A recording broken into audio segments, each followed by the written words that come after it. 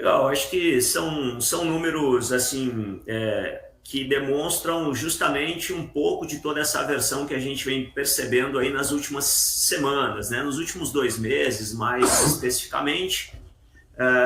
A gente viu aí, eu acho que muito. A gente teve um superávit na balança comercial no ano passado da ordem de 76, 77 bi de dólares, né?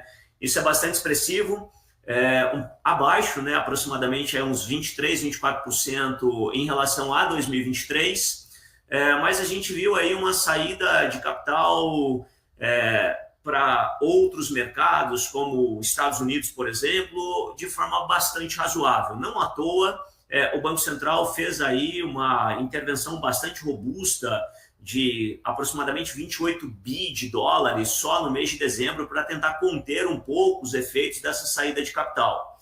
Para esse ano, a gente tem aí já um início de ano, eu acho que é quase que um carrego, né, de efeitos que tivemos aí em dezembro e que obviamente ainda tem impactado a sequência aqui, o início do ano de 2025, mas para esse ano eu acho que a gente tem uma boa expectativa em relação de transações comerciais.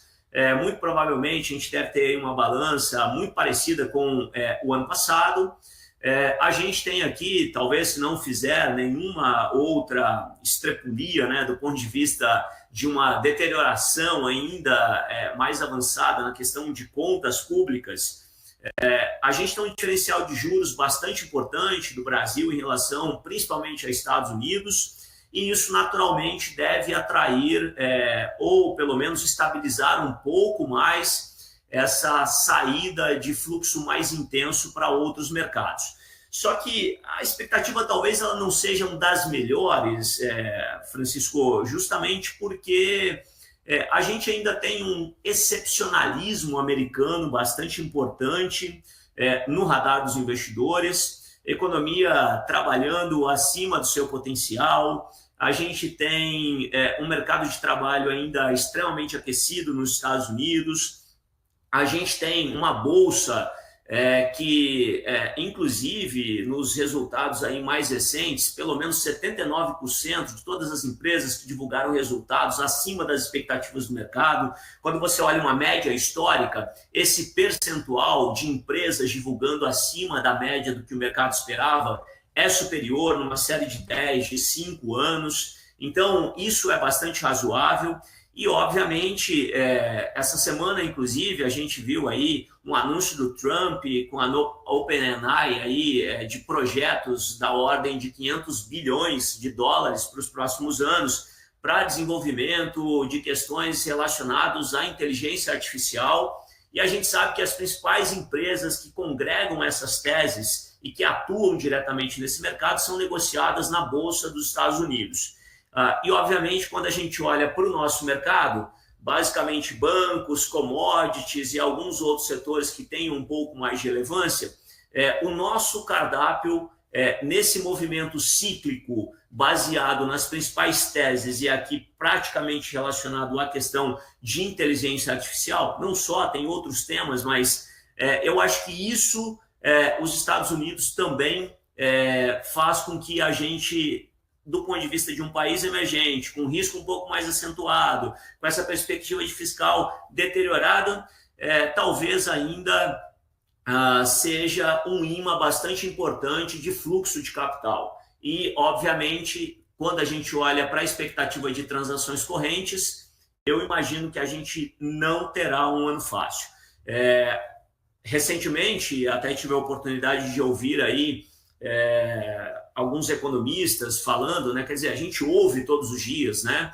Mas um economista da casa falando, inclusive, a respeito do câmbio, o tamanho da incerteza que a gente tem, né? Se você olha as teorias de mercado, as análises projetam um câmbio entre 6 e 7 dólares.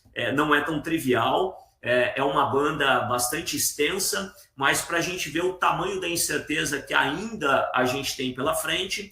E eu acho que o que conteria minimamente efeitos adversos em relação a isso é a articulação de uma agenda bastante concisa, clara, que tenha facilidade em comunicar não só com o Congresso, com os agentes econômicos, mas com a sociedade civil, por parte do governo, para endereçar questões que sejam importantes a serem discutidas e que talvez possam colocar uma perspectiva menos pior da questão da dívida pública aqui no Brasil. Aquele pacote fiscal que o Haddad anunciou ali no final de novembro do ano passado, que repercutiu de forma bastante insuficiente, portanto, negativo para o câmbio.